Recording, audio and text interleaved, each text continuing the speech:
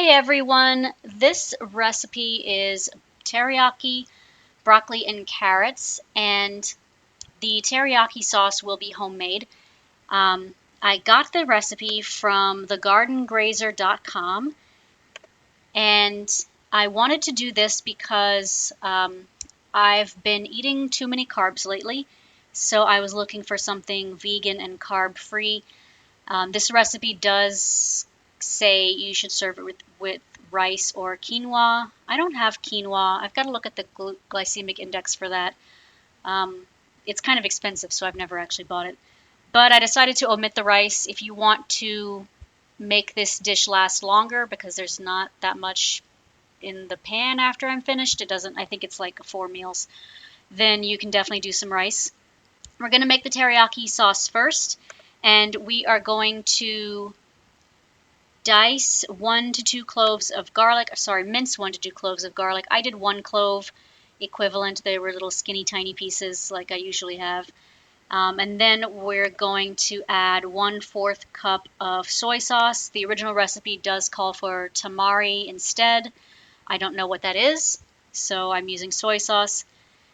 Then we're going to add, let's see, it looks like it was 3 tablespoons of maple syrup in the original recipe, which I also don't have.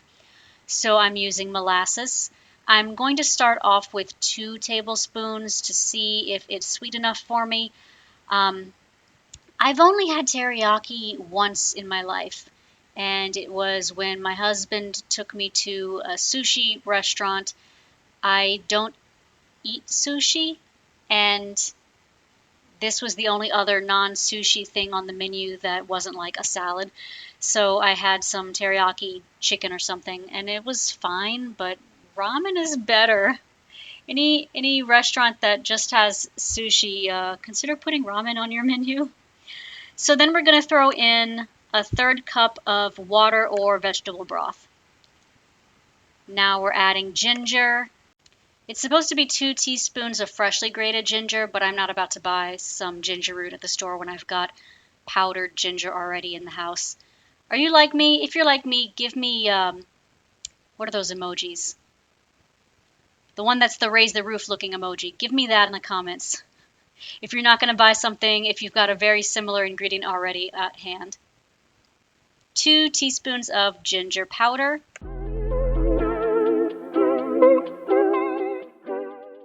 Then 2 teaspoons of rice vinegar. The internet told me distilled white vinegar was a good substitute for rice vinegar. And one reason I don't like sushi is because it's made with rice vinegar. The rice itself is coated with a vinegar, and it tastes weird to me. I don't really like the rice vinegar taste. Then 1 tablespoon of cornstarch.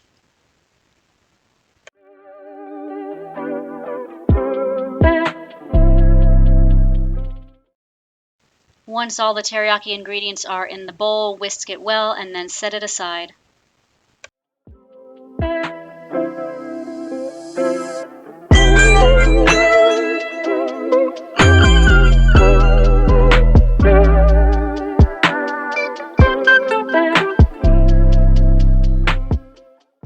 I decided to taste the sauce at this point to see what I was getting myself into, and I thought it tasted pretty good.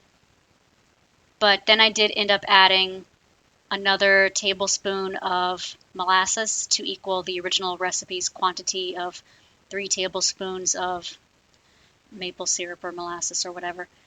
And that was fine as well. It just made it slightly less bitter, which I'm assuming was a combination of the bitter flavor must have come from the soy sauce and the vinegar.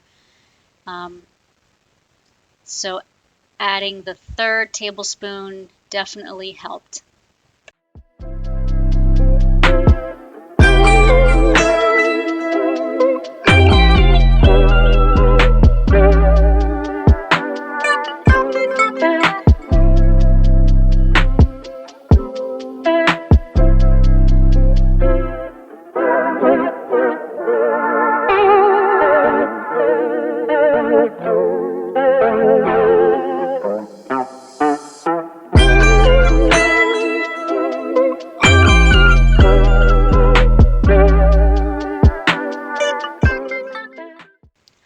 now you're going to want to prepare the carrots. You're supposed to have 3 medium-sized carrots for this recipe, equivalent to about 1.5 cups sliced. So peel them and then slice off the tail and the top of it.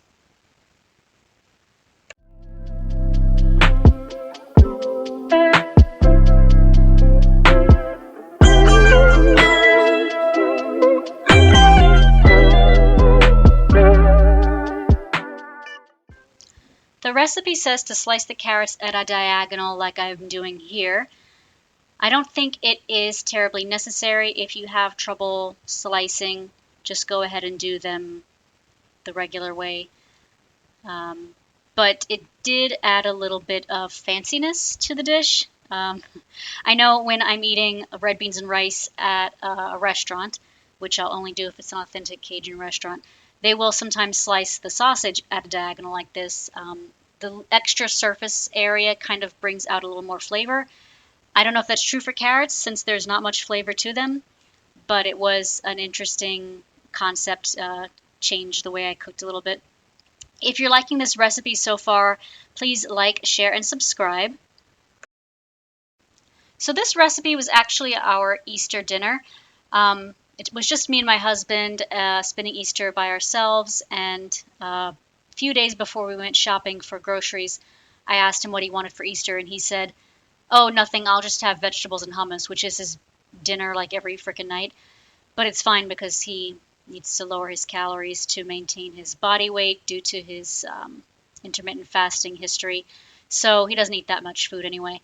So I thought, great, I'll just make whatever the heck I want. And then the day before Easter, he said, "Oh, so what are we having for dinner?" And I was like, "Are you kidding me? You told me you wanted to eat vegetables and hummus." And he was like, "Well, I'll just eat whatever you're having." And I was like, "All right, I'm having something you might not like very much. It's vegan." But he liked it a lot. And one reason I went ahead and decided to make this was because I only needed to buy the carrots. All of the other ingredients I already had. And one of the ingredients, the broccoli, which you'll see soon, I needed to use up. So this is almost like a pantry clean out video. I only had to buy carrots, and my favorite thing is that the grocery store we go to sells carrots loose. So I just bought the 3 and spent like 45 cents or something on this dinner. So we're going to put the carrots in a large skillet at medium-high heat and then add about 2 cups of broccoli. The recipe says this is equivalent to about 2 broccoli crowns. Slice those up if you're not using frozen broccoli. And then add a 1/3 cup of water to the skillet. You don't need to add any oil to this. It's just going to be water and the vegetables.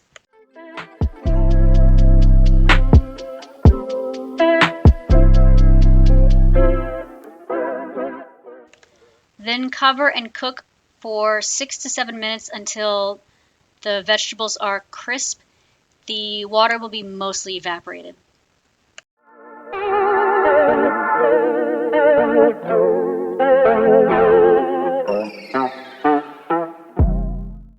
Sorry for blocking your view with the lid there. So the vegetables are definitely steamed up. The water's mostly gone. And at this point, I let it cook for a little bit longer to get more of the water evaporated and make sure everything was steamed up well.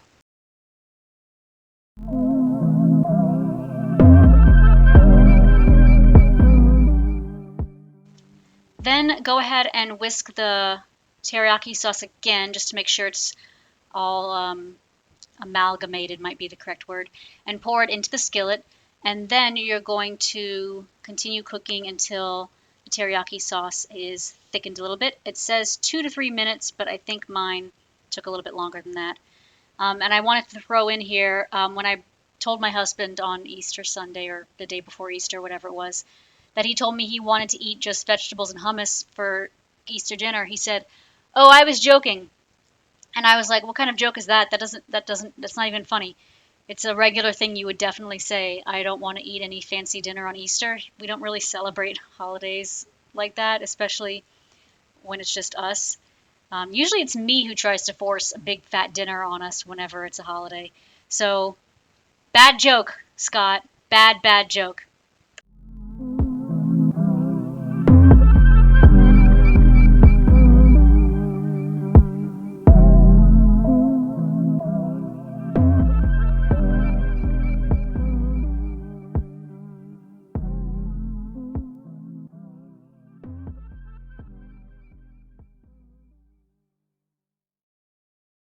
So you can tell the sauce is getting thick because it's not immediately flowing back into the area of the pan where I had just had my spoon.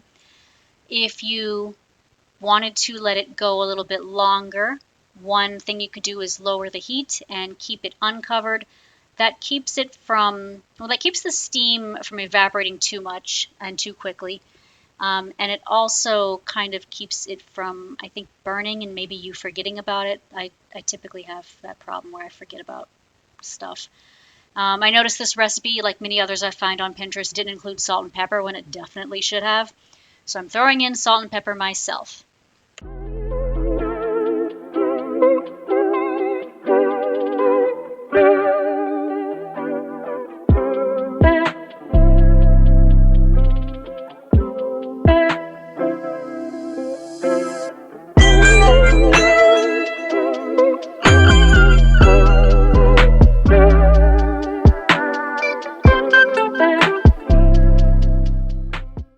One thing the original recipe mentions is that you can divide the teriyaki sauce ingredients by half to have less sauce, which I would recommend if you're not going to put this over rice or quinoa.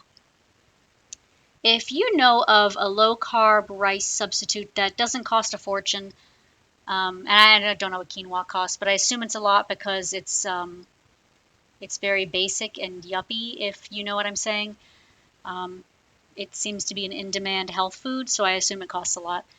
But if you've got another substitute that's low carb and not too expensive, let me know what it is. I'd love to try something different from rice. And here's what it looks like with the sauce on everything. It definitely covers everything very well. I did a full recipe of sauce. I just wanted to make sure I had enough. And it was really good. I'm not the biggest fan of teriyaki, so I probably won't make this again. But this was a good recipe, and I could tell it tasted authentic and like a real teriyaki sauce was used. So I hope you enjoyed this recipe. This was a really good low-carb vegan option. I'll see you guys in the next one. If you want to give me some recipe suggestions in the comments, I'd love to have your suggestions and try them out. And thank you for being here. Happy eating!